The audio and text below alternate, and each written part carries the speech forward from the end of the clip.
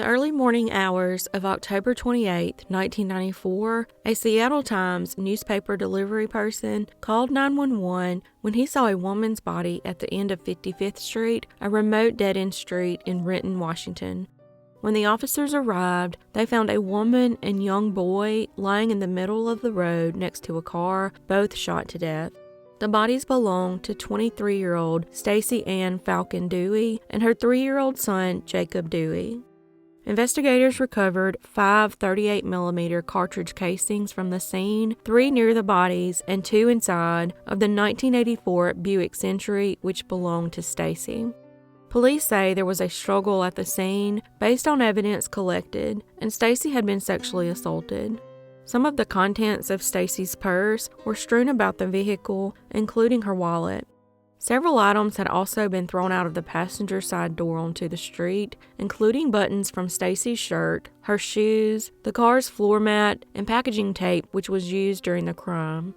Putting together a timeline, police determined that Stacy had spent the evening celebrating her birthday with friends while Jacob was being cared for by his regular babysitter. She then picked up Jacob from the babysitter's apartment at the Kenton Ridge apartment complex between 1:20 a.m. and 2 a.m., less than 5 miles from where they were killed. Stacy had previously lived at the apartment complex in Kent, Washington, but had moved out months earlier. She was seen getting into the car with Jacob, and her boyfriend was expecting them home soon in Kent. 2 people who lived nearby where they were found told police that they heard what sounded like gunshots just after 2 a.m. Despite an extensive investigation, detectives were unable to come up with a suspect or person of interest in the case for nearly a decade. But by 2001, there were advances in DNA and genetic testing. So several pieces of evidence collected from the crime scene were sent to the Washington State Patrol Crime Lab. The evidence included fingernail clippings and swabs of semen obtained from Stacy's autopsy.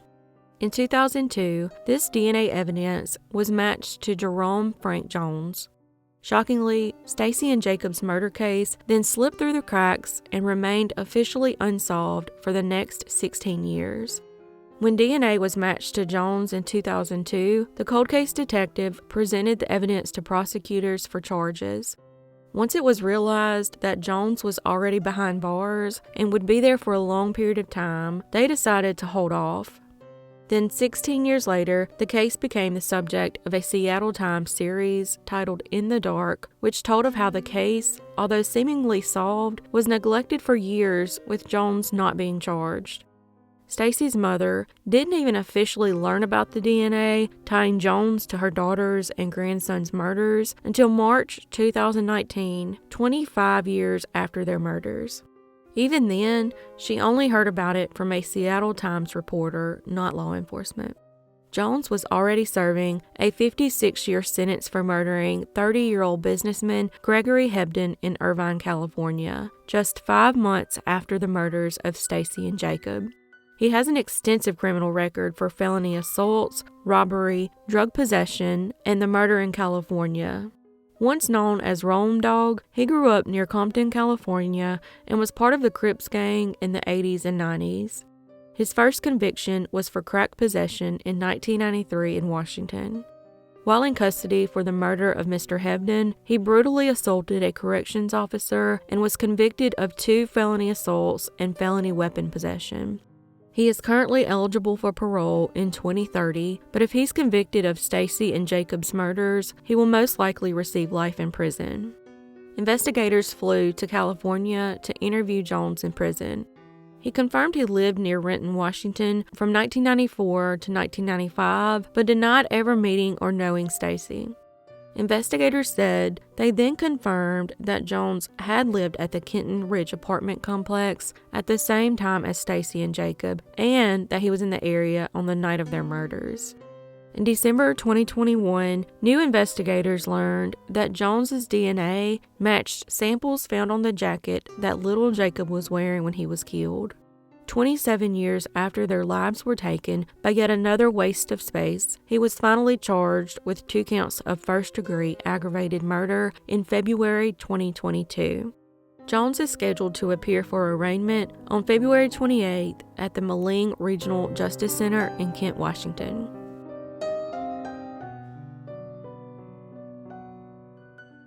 In 1993, 20-year-old Sophie Sergie was employed as a teacher's assistant and lived in the small village of Pitca's Point, Alaska. In April of 1993, she flew to Bethel and then to Anchorage to have her braces adjusted at the orthodontist and spent the night with a family friend. She then flew to Fairbanks and went to the University of Alaska Fairbanks. She was a previous student there from 1990 to 1992, but had taken time off to move home and save money for orthodontic work she needed done. While there, she was staying with Shirley Masuli for a couple of days, who was living in a dorm at the Bartlett Hall at the university. Sophie stepped out a little after midnight to smoke a cigarette, and as she was leaving the room, Shirley told her that she could go smoke near the exhaust fence in the tub room of the women's bathroom because it was too cold outside. While Sophie was gone for a smoke, Shirley and her boyfriend, Noah Taylor, left to go spend the rest of the night in Noah's dorm. At some point in the evening, her friend took a photo of Sophie. This would unknowingly be her final picture before her life was sadly taken. It was the end of the term, and people were coming and going from campus, and anyone could have access to the women's floor using the elevator or the stairs. The next morning, her friend returned about 9 a.m. and noticed the dorm room unlocked and Sophie gone. She was irritated that Sophie had left the door unlocked and assumed she was out taking a long shower. Strangely, the room appeared to be the same as she had left it, and the note she had left Sophie, letting her know she would be staying the rest of the night with Noah, was still on the door. Shirley didn't think much of it at the time, but later realized this all indicated that Sophie never returned. Later in the day, she contacted the orthodontist and was told that Sophie had never made her appointment. That afternoon, on April 26, a janitor found her body in the common area dormitory bathtub. She had been murdered and sexually assaulted. With no leads, the case would go cold for 16 long years. Investigators were bumfuzzled as to how no one had heard a gunshot that night. The tub room was a small separate room next to the shower stalls in the east bathroom and had a shower stall type swinging door at the entrance of the room. A female resident of Bartlett Hall indicated she was in the shower on the second floor at approximately 1:30 a.m. on April 26. The shower stall shared a wall with the tub room where Sophie's body would later be discovered. The girl reported hearing noises coming from that room, including thumping and muffled voices, but apparently didn't check it out or report it. After she was found, the dormitory was never locked down to search for evidence outside the bathroom where she was murdered. They were, however, able to collect DNA from the crime scene. In 2019, the suspect's DNA was matched to a likely suspect through genetic genealogy. 44-year-old nurse Stephen Downs was arrested in Auburn, Maine for the murder of Sophie. He was only 18 years old at the time he committed the murder.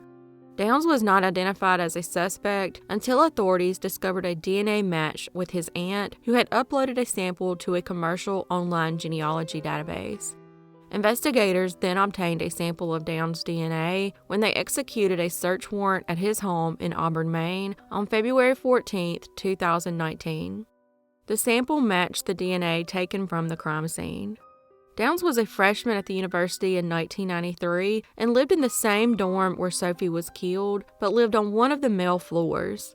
Downs did not testify, but jurors heard a recording of his conversation with investigators in which he denied knowing Sophie and denied keeping a gun in his dorm room. In the recordings, he told police he was with his then-girlfriend the night Sophie died. However, she testified during the trial that he had actually left the room several times that evening. An expert testified that Sophie died from a .22 caliber bullet and from a knife wound. Downs' friend and then roommate testified that he owned guns and a large hunting knife, including a .22 caliber pistol. His former roommate, Nicholas Dazier, at the time was a security officer on campus who was later fired for owning a firearm which was not allowed in the dorms. Dazier was on duty the night of Sophie's murder, and he subsequently assisted police on the 26th in making sure the crime scene was not disturbed. After attending college at UAF from 1992 to 1996, Downs lived in Tucson, Arizona from 1998 to 2003 before he ultimately returned to Maine. Downs was fired from a nursing job for making female coworkers uncomfortable with inappropriate behavior and medication handling errors. Downs is the first man in Alaska to stand trial for a charge that resulted from genetic genealogy. No motive was given for the killing, and it is unclear if he and Sophie knew each other prior to her death. He was ultimately convicted of first-degree murder and first-degree sexual assault on February 9, 2022.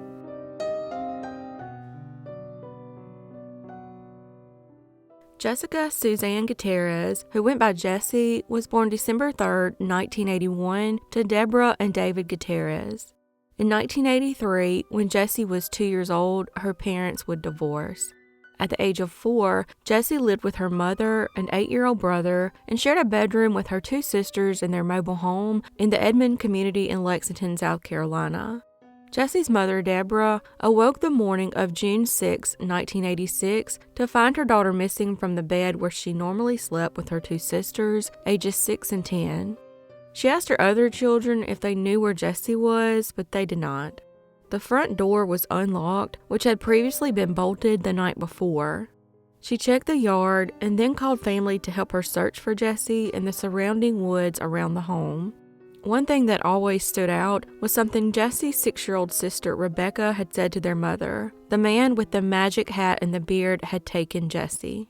Rebecca, now an adult, remembers seeing a man lift Jessie out of the bed and carry her away, and the man was able to do this without waking Jessie.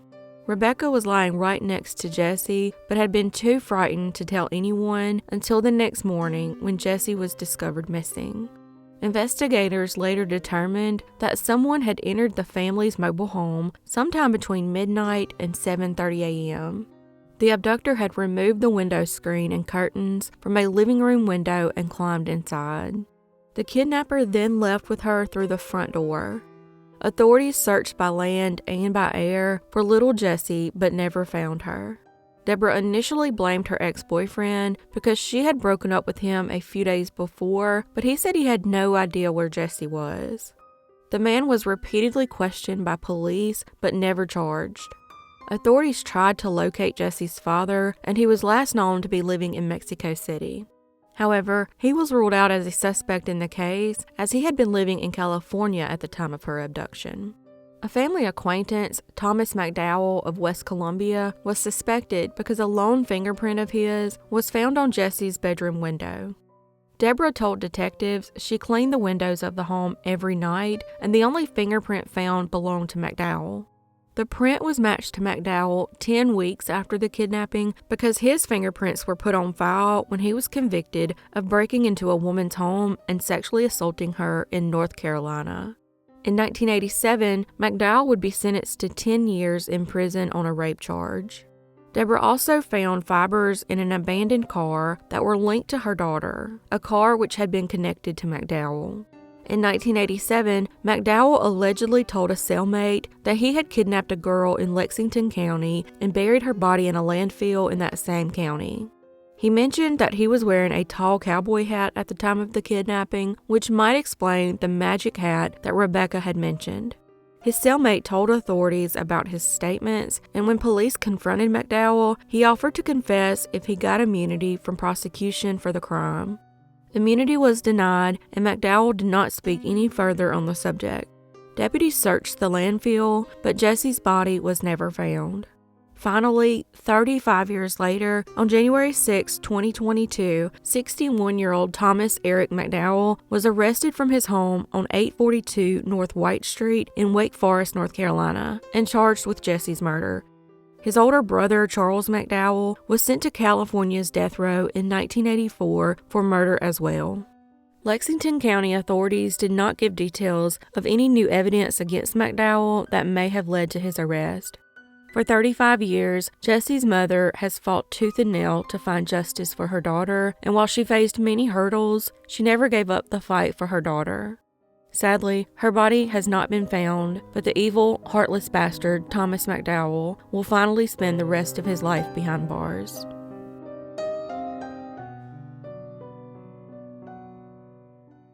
Roxanne Leigh Wood was born and raised in Niles Township, Michigan.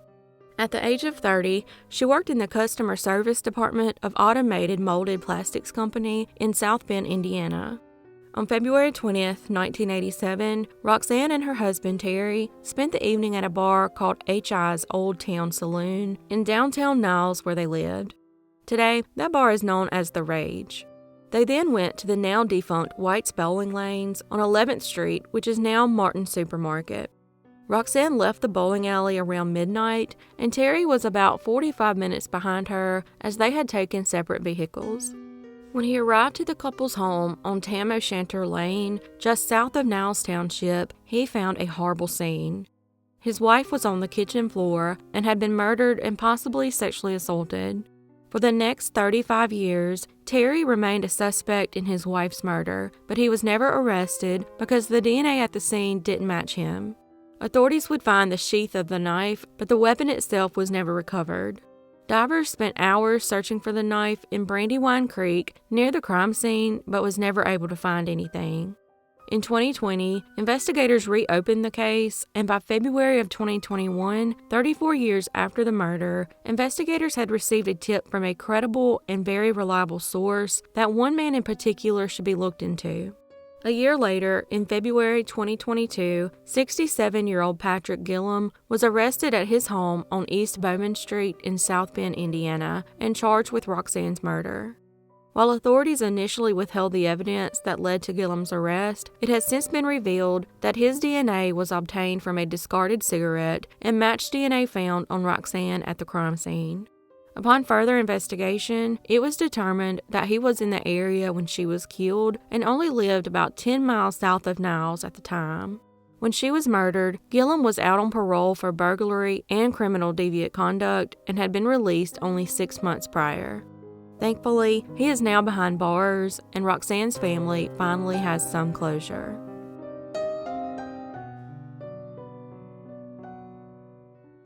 "74-year-old Russell Hill and 73-year-old Carol Clay were secret lovers for decades and were both married but not to each other.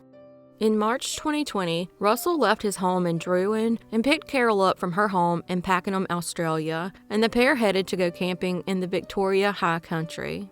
Russell was an avid outdoorsman, and he often spent time in the area camping.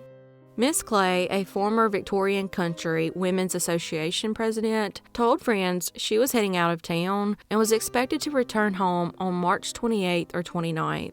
However, she would never make it home, and both her and Russell would go missing. Russell made a call from a radio on March 20th saying he was at Wannangotten Valley. The next day, on March 21st, his Toyota Land Cruiser was found at their campsite near Dry River Creek Track. It had been set on fire and burned, along with their campsite and tent, which someone had placed a stove in. A year later, in April 2021, cadaver dogs searched the area, and 2 shovels were found near Great Alpine Road, about 62 miles from where the couple disappeared. Not only was Russell's family shocked that he was missing, but also shocked that he had a secret lover. Carol's sister Jill was aware of the affair and stated that the couple had been camping several times in the past. The footage from roadside cameras around the area where the pair disappeared were analyzed by detectives, who accounted for every vehicle that left the valley that weekend except for one. A year and a half after they went missing, a picture of a blue 4-wheel drive truck pulling a trailer was released. It had been seen in the area at the time the couple disappeared. Soon after, the owner of the truck was arrested, 55-year-old Greg Lynn, a Jetstar pilot of Carolyn Springs. He was arrested at a remote campsite in Arbuncle Junction and charged with the couple's murder on November 25, 2021. 5 days later, remains were located by forensic experts in the remote Union Spur Track area north of Dargo, a town in Victoria's Gippsland region in the Grants Historical Area. Police were unable to confirm their identities right away, and it took over 2 months for the forensic testing. Found with the remains was a ring and a set of dentures. Lynn allegedly murdered the campers on the day they arrived at the Wannangotten Valley in the Victorian Alps. Detectives had been on the lookout for his dark blue Nissan Patrol, but Lynn had painted it gold or beige after the couple vanished. Police have not announced what evidence led to his arrest, but stated it's believed an altercation occurred between the campers after Russell radioed his location to his wife and friend and after setting up his camp.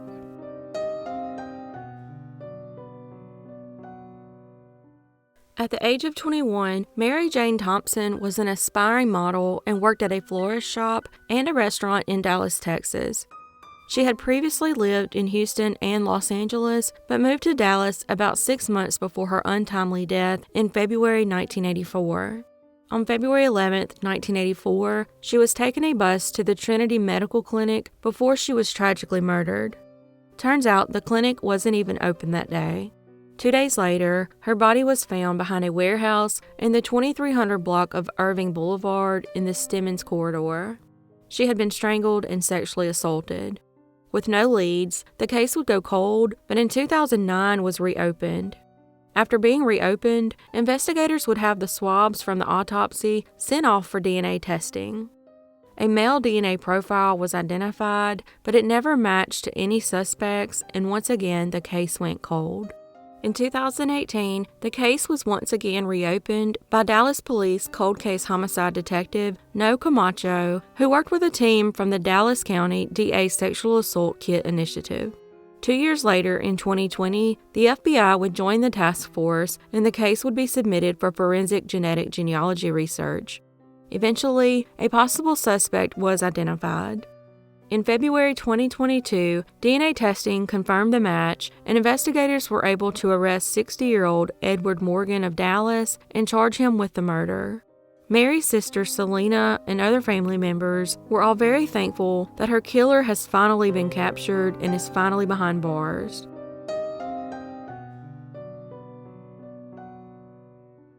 47-year-old Daryl Wayne Bowden of Linden, North Carolina, will spend the next 22 years behind bars for committing a series of 6 sexual assaults between 2006 and 2008 in Fayetteville, North Carolina.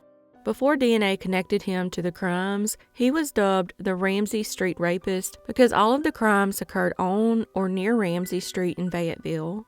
During the investigation, law enforcement reached out to Parabon Nanolabs, who created composite snapshots of what the suspect may look like today.